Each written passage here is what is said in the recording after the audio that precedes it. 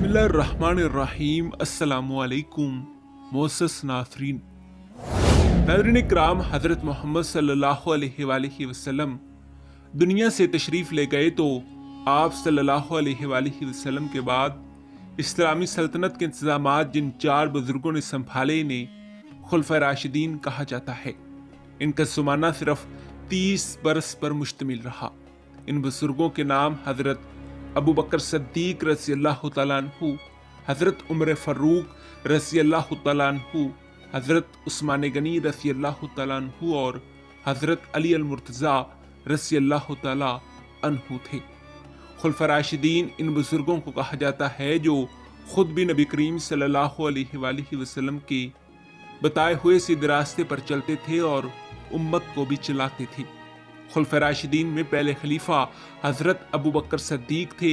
حضرت ابو بکر صدیق رضی اللہ تعالیٰ عنہ 573 عیسوی میں پیدا ہوئے۔ اس کا مطلب یہ ہوا کہ حضرت صدیق اکبر رضی اللہ تعالیٰ عنہ کی ولادت رسول کریم صلی اللہ علیہ وآلہ وسلم کی دنیا میں تشریف آوری کے 2 برس بعد ہوئی تھی۔ آپ رسول کریم صلی اللہ علیہ وآلہ وسلم سے عمر میں 2 برس چھوٹے تھے۔ ناظرین اکرام، آپ رضی اللہ تعالیٰ عنہ کا شمار مکہ کے دولت مند تاجروں میں ہوتا تھا۔ حضرت صدیق اکبر رضی اللہ تعالیٰ عنہ حسن اخلاق، دانائی، علم اور تجربے کی بنا پر لوگوں میں بڑی عزت اور احترام کی نظر سے دیکھے جاتے تھے۔ ناظرین اکرام، آزاد انسانوں میں جو مرد سب سے پہلے مسلمان ہوا وہ حضرت ابو بکر صدیق رضی اللہ تعالیٰ عنہ تھے۔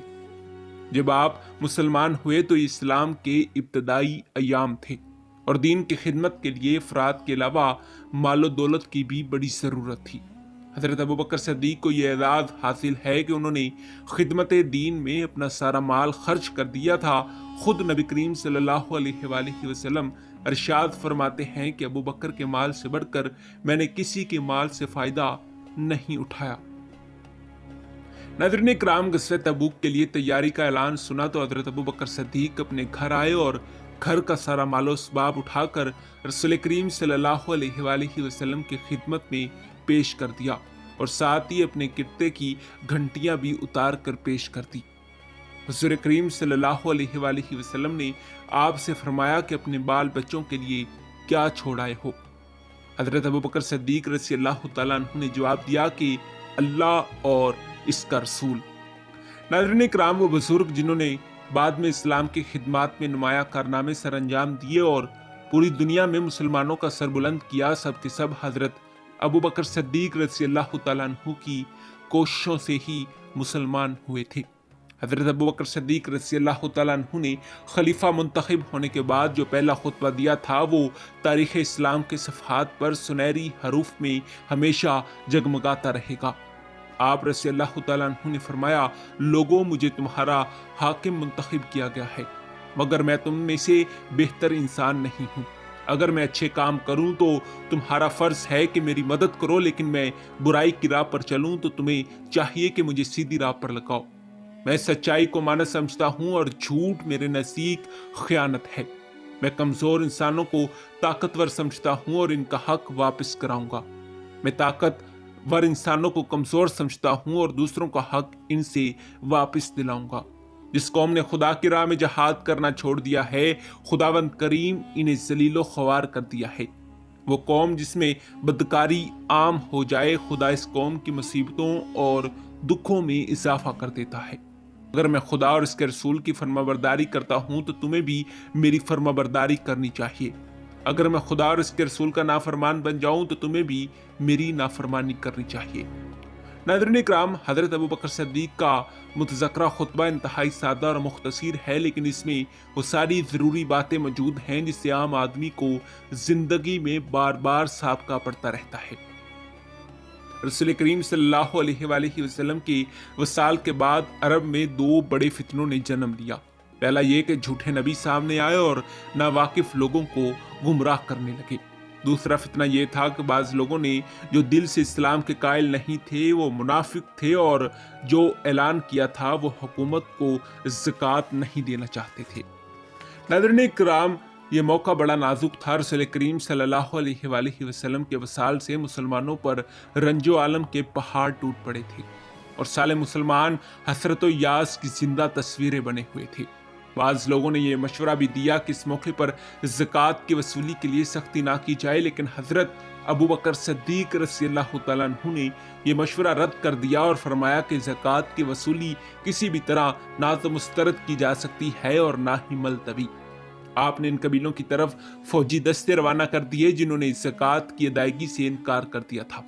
1400 سال کے سارے نئے پرانے تاریخ لکھنے والوں نے تسلیم کیا کہ اس نازک موقع پر حضرت صدیق اکبر ان سخت اقدامات نے اسلام کی سربلندی اور سرفرازی کے سلسلے میں بنیادی کردار ادا کیا تھا۔ اس موقع کی سختی آئندہ کئی سازشوں اور بغاوتوں کے قلع کما کا سبب بنی اور دونوں فتنے مٹا دیے گئے۔ ناظرین اکرام، اس زمانے میں آج کی دو بڑی طاقتوں امریکہ اور روس کی طرح وہ بڑی سلطنتیں روم اور ایران تھیں۔ شمال میں مشرقی روم سلطنت کا مرکز قسطنطنیہ تھا اور مشرق میں ایران کی ساسانی سلطنت تھی۔ کئی عرب قبیلے جو ان سلطنتوں کے متحد تھے دین اسلام کی طرف مائل ہونے لگے اور لوگ اسلام قبول کرنے لگے، تو ہر دو سلطنتوں کے کارکنوں نے اسلام سے دلچسپی لینے کے لیے لوگوں کو دبانے کی کوشش کی۔ جب رومی سلطنت کی شہنشاہ نے اپنی سرحدوں کے عرب قبیلوں کے وظیفے بند کر دیے تو ان عرب قبائل نے خود کو آزاد سمجھنا شروع کر دیا۔ دونوں سلطنتوں نے عرب قبیلوں پر سختیاں شروع کی تو ان قبائل کے آس پاس بسنے والے مسلمان عرب قبیلوں نے اپنے بھائیوں کی مدد کا فیصلہ کر لیا اور ان کے شانہ بشانہ دونوں سلطنتوں سے لڑائی شروع کر دی۔ اس طرح بیک وقت روم اور ایران سے عربوں کی جنگ شروع ہو گئی۔ ان ایام میں بظاہر کیفیت یہ تھی کہ روم اور ایران دونوں سلطنتیں عربوں کی اسلامی سلطنت کے مقابلے میں ہر اعتبار سے طاقتور تھیں اور بے سر و سامان عربوں کو محض چند ایام میں شکست فاش دے سکتی تھی، لیکن حضرت ابوبکر صدیق رضی اللہ تعالیٰ عنہ نائب رسول خدا صلی اللہ علیہ وآلہ وسلم نے مسلمانوں کو اس طریقے سے دونوں سلطنتوں کی لاتعداد فوجوں سے لڑایا کہ بالآخر مسلمانوں نے روم اور ایران کی سلطنتوں کی تمام شان و شوکت مٹی میں ملا دی اور مسلمان فتح یاب ہو گئے۔ ناظرین اکرام، حضرت ابوبکر صدیق نے ملک کو صوبوں اور ضلعوں میں تقسیم کر کے ہر جگہ دیانتدار اور انصاف پسند حاکم مقرر کر دیے تھے۔ ناظرین اکرام، آپ رضی اللہ تعالیٰ عنہ کے عہد خلافت میں جنگ کے ایام میں مجاہدوں کے لیے حکم تھا کہ وہ بچوں، بوڑھوں اور عورتوں کو کبھی قتل نہ کریں، پھلدار درخت کبھی نہ کاٹیں، آباد جگہوں کو کبھی ویران نہ کریں۔ آپ رضی اللہ تعالیٰ عنہ بزدلی سے سخت اجتناب کی تلقین کرتے تھے اور غیر مسلموں کو نرمی سے اسلام کی طرف بلانے کی تلقین فرماتے تھے۔ اسلام کے مجاہد خلیفہ اول امیر المؤمنین حضرت ابوبکر صدیق رضی اللہ تعالیٰ عنہ کہتے ہیں کہ رسول پاک نے فرمایا، جب حاکم یا منصف غصے کی حالت میں ہو تو مقدمے کا فیصلہ نہ کرے۔ حضرت ابوبکر صدیق نے ایک اور حدیث شریف میں کہا کہ نبی کریم صلی اللہ علیہ وآلہ وسلم نے فرمایا کہ وہ مسلمان اگر ایک دوسرے پر تلوار کھینچ کر آمنے سامنے ہوں تو وہ دونوں دوزخ کے کنارے پر ہیں، پھر اگر ان میں سے کوئی قتل ہو جائے تو قاتل و مقتول دونوں دوزخ میں جائیں گے۔ اللہ تعالیٰ ہمیں ان کی پیروی کرنے کی توفیق عطا فرمائے۔ جی ہاں ناظرین کرام، یہی ہماری آج کی ویڈیو کا موضوع تھا۔ امید ہے کہ آپ کو ویڈیو پسند آئی ہوگی۔ ملتے ہیں ایک ایسی ہی نئی ویڈیو کے ساتھ، تب تک دیجیے اجازت۔ خدا حافظ۔